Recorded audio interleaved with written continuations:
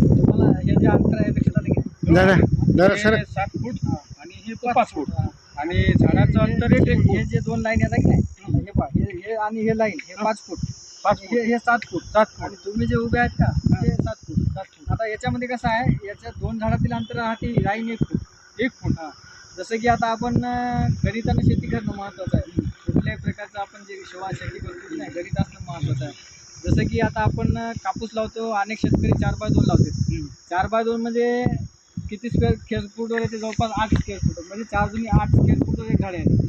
आता 1089 square foot म्हणजे 1 guntha 40 गुंठ्यामध्ये 1 acre क्षेत्र 43,560 स्क्वेअर फूट म्हणजे 1 एकर क्षेत्र व्हायला. आता 4-2 जर आपण कापूस लावला तर 4 दुनी 8 स्क्वेअर फूटवर एक झाड आहे. एका एकरमध्ये झाडाची संख्या बसते 5,445 4-2 मध्ये. आता अनेक शेतकरी 3x2 लावतात म्हणजे 2 तास 3 फुटावर झाडातील अंतर 2 फूट 3 गुणिले